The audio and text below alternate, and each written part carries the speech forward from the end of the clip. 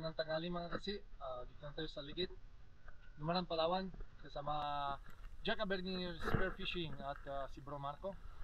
At subukan na yon dahil medyo malinaw at kumalma pa ng punan natin dito sa Palawan.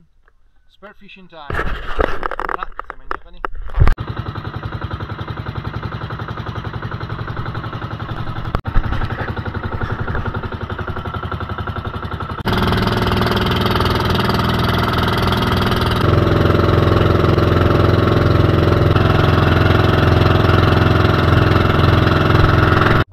Kasi dito na tayo sa spot na nakaraan, nadali tayo ng isang badlon at medyo kalma-kalma pero magos at saktong talaga ng condition para sa sana pelagic.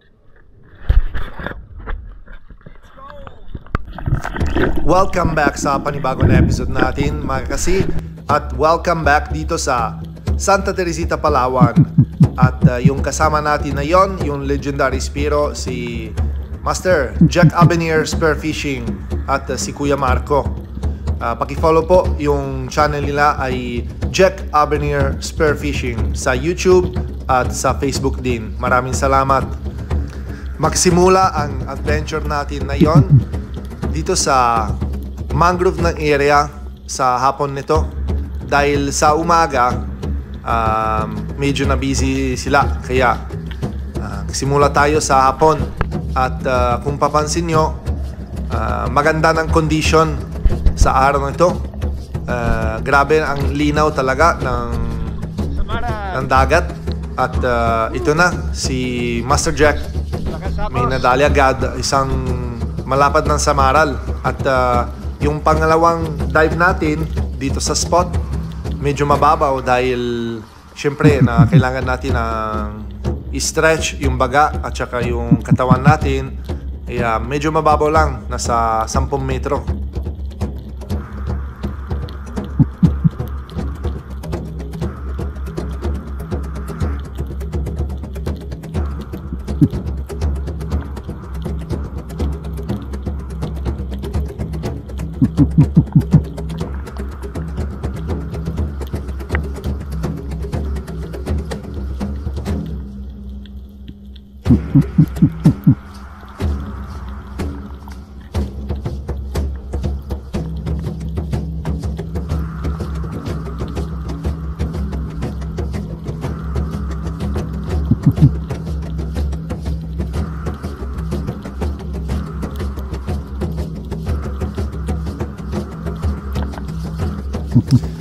Medyo malakas ng agos na yung araw at medyo mailap din yung mga isda. Mga ilang sisid mga kasi natin nasubukan dito sa spot nito, sa area nito, dahil nakaraan nadali na tayo isang malaki ng badlon pero halos wala makita or may lipti or ang tawagin sila ay yung mga labahita. Pero ang ilap, kaya ito pa na nasubukan natin ng ambush, pero may ilap talaga yung mga isda natin. Hindi talaga na bigyan ng tamang distansya, kaya akyat muna tayo at lipat na spot.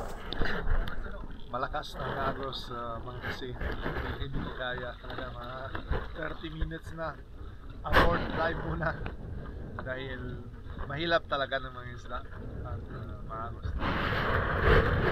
Natin pahinga muna tayo. Tinapay. Dive. Pagkatapos ang pahinga at lilipat ng spot, bumaba tayo sa medyo malalim at hintay natin yung kung saan nang lumapit. Sana pelagic na.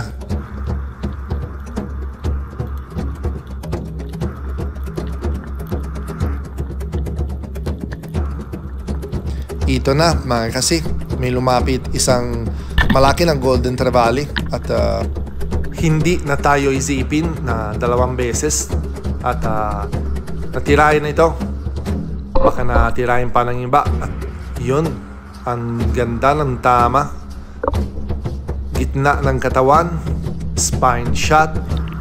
Hindi talaga na nakawala ng isda nito.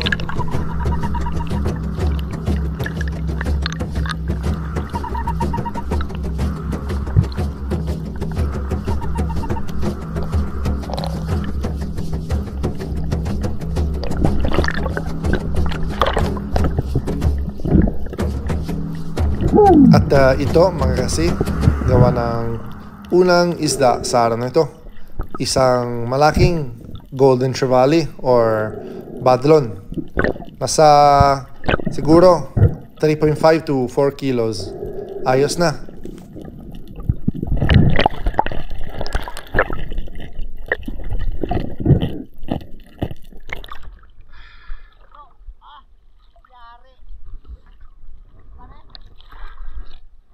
Salam bro. Linaw? Oh.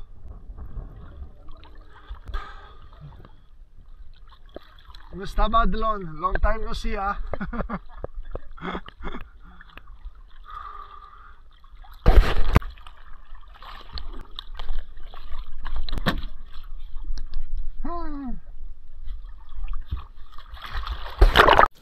At bumaba tayo ulit sa spot nito. Itong bawaran nito ay maliit lang. At ngayon, kung papansin nyo, medyo malinaw.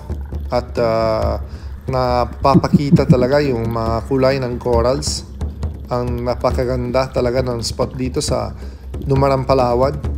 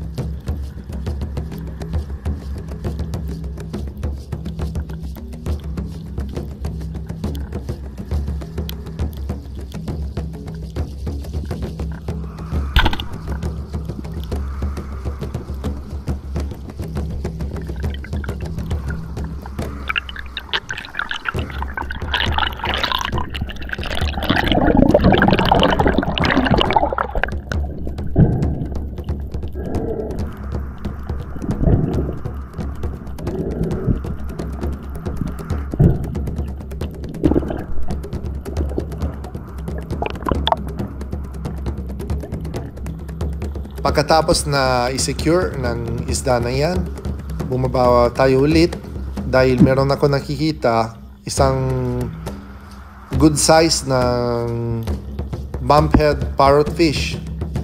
Ito mga kasi ay bawal sa ibang spot pero dito sobrang dami kaya pwede talaga na nagkunin kahit isa pang ulam natin kasi masarap talaga. Pero ayaw talaga maging ulam natin. Kaya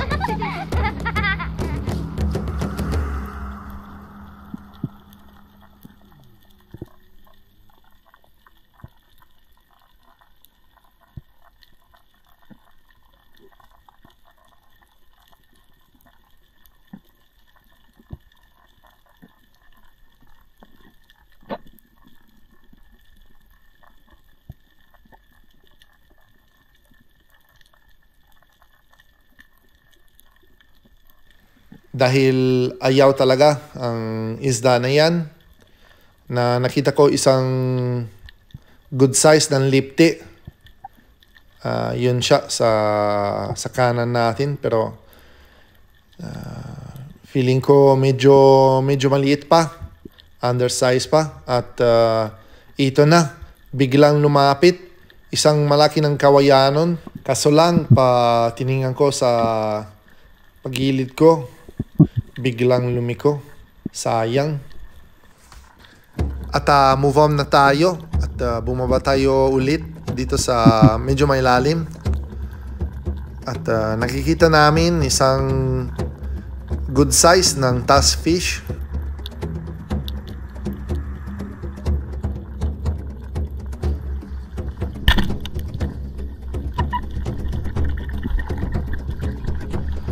Sa wakas, na unlock pa rin isang malaki ng tusk fish or blue bone tusk fish.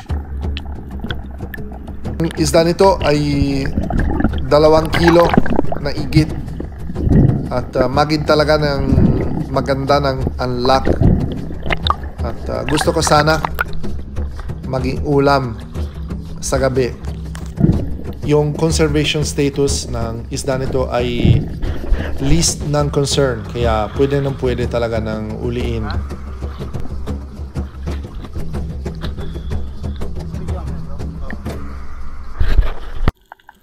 Pag bumaba ako ulit sa ilalim ng bangka, nakikita ko ng 2 good size ng lapu-lapu. Siguro ay senyorita or leopard suno. Pero ito na, may daanan ng sea turtle. Kaya nakatakot siguro, nagulat yung mga coral trout natin. At tumatago sila sa bato. Sayang.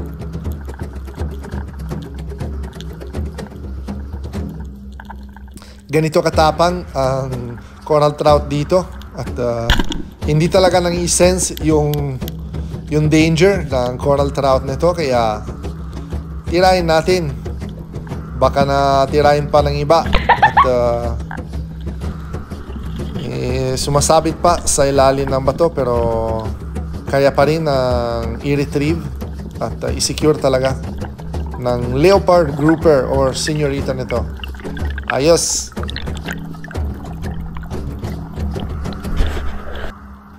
Pagka i-secure ang lapu-lapu natin sa bangka, napapansin ko may nadaan ang grupo ng maliit ng dugso or long-nosed emperor, pero kulang pa sa kalahating kilo, kaya kulang pa sa size.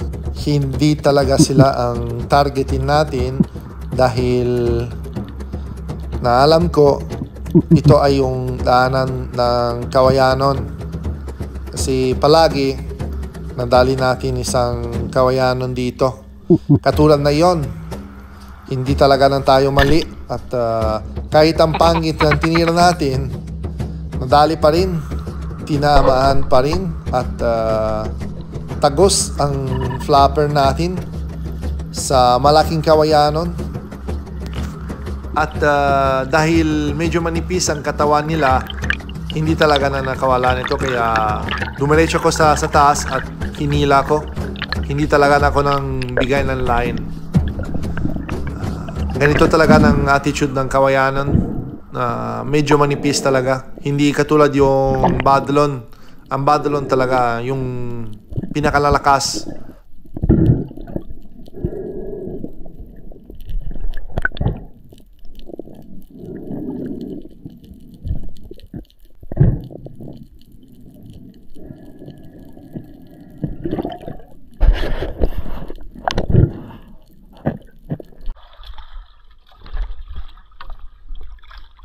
Kawayanon, maliit.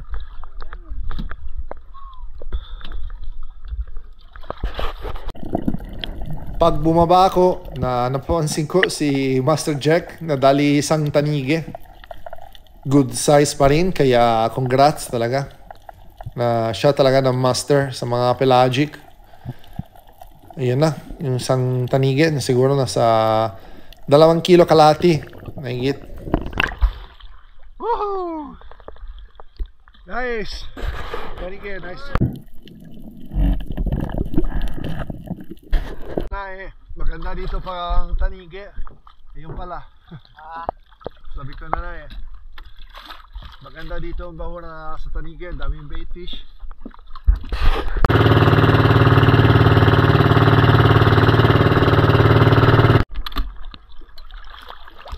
At bago ko nung bumaba, si Master Jack nadali agad isa pang tanige. At this time, ang good size talaga. Sa 4 na kilo. Grabe, ang lupit.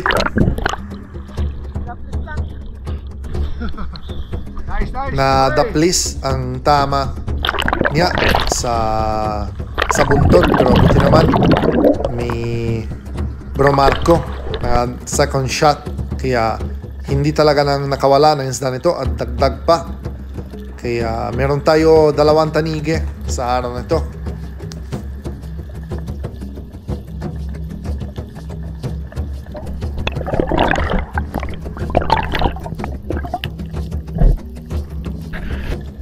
Bumaba tayo sa medyo malalim ng parte dahil gusto ko talaga nang makita ang malaki ng badlon. Sana na dagdag pa sa mahuli natin para i-jackpot. Pero ito na mga kasi yung lumapit natin sa dive na to, isang malapad ng yapak. At tawagin ay giant Toblerone or bayang.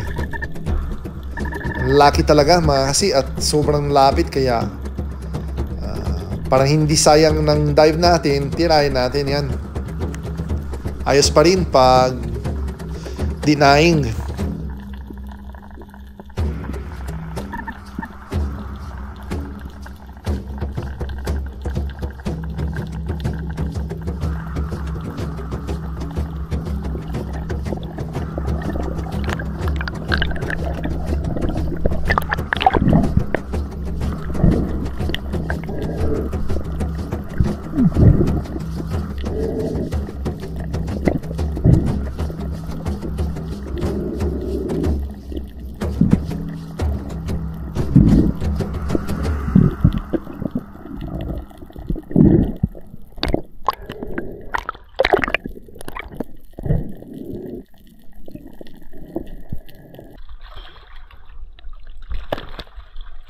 Malaking yapak.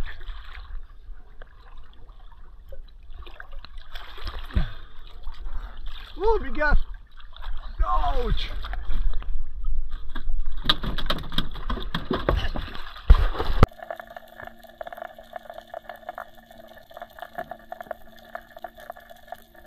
Wow. Ayos na. Finally. Malaki ng tanige guys. Sa 4 kilos. Ayos, 2 badlon. 1 kawayanon. 1 tilapia, malaking yapak. 1 malaking yapak. Ano, may utot na. Okay. At syempre maraming salamat sa inyong lahat mga kasi natin sa patuloy na sumuporta sa channel nito. At maraming salamat din ang kasama natin sa araw na ito ni Master Jack Abenir Spearfishing. Paki-subscribe sa channel niya, paki-support tayo yung mga local fishermen. Maraming salamat. Shoutout din tayo sa mga solid supporters natin.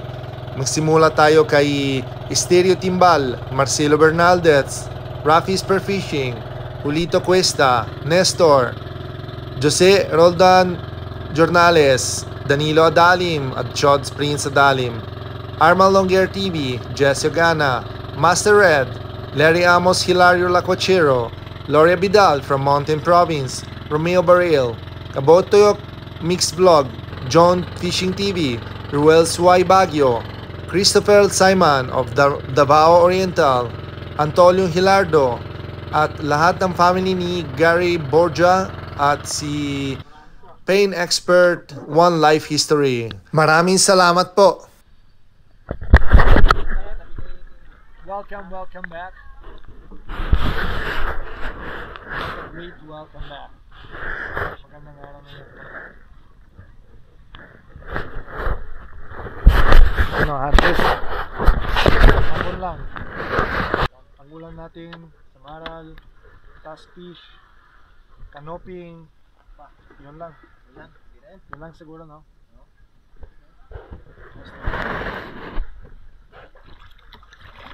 Ito bro, senyorita.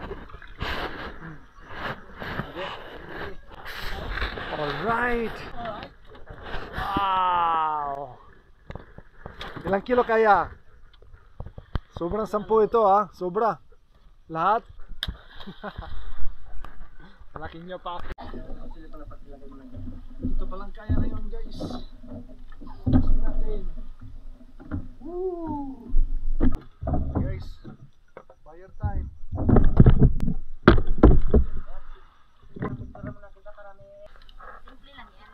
Simple lang, wow! Impressive. Ito na talaga yung babae sa Palawan guys. At ito na, dito na tayo sa bahay. At luto natin ng tusk fish. Ito guys, hindi na endangered species, hindi na parrot fish. So no bad comments. If you want to bash, you can bash Marco. Bombor Marco. Ito na, tusk fish.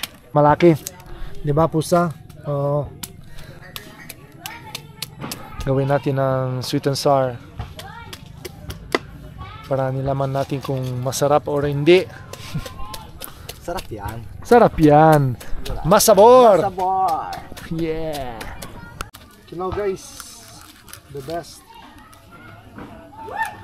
sa senyorita. You know. You know.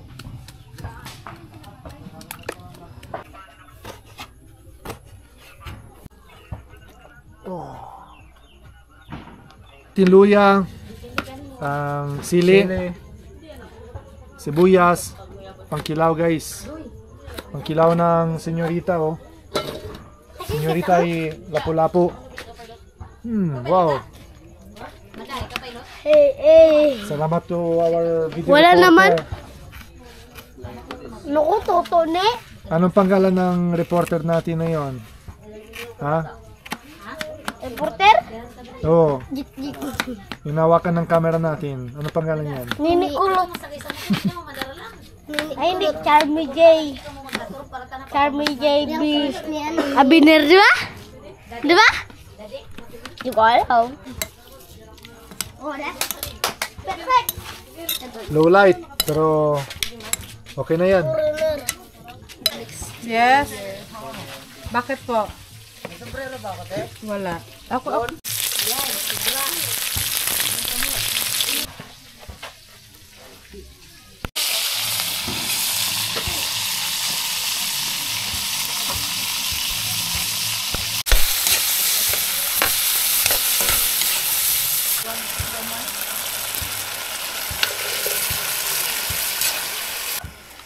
Zero 912.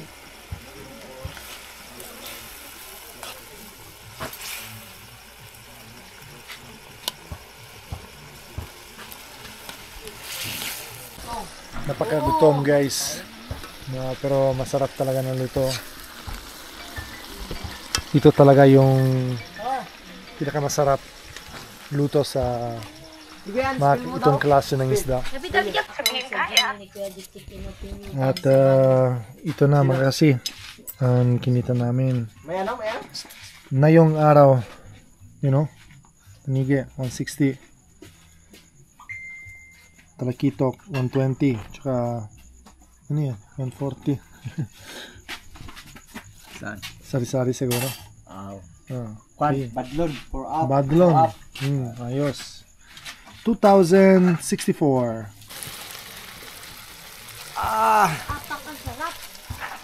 Maganda rin. Ayan na. Wow. Limot ang pangalan ko. Samayin niyo kami sa ating apunan. Malaking biyaya.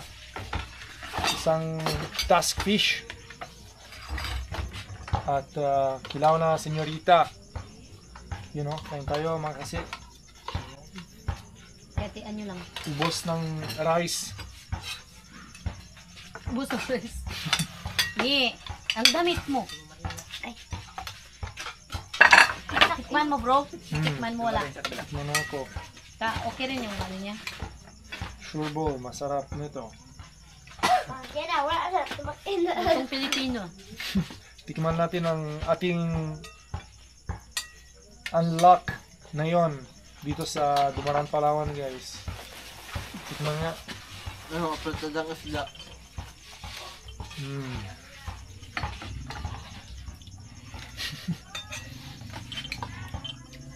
Eh.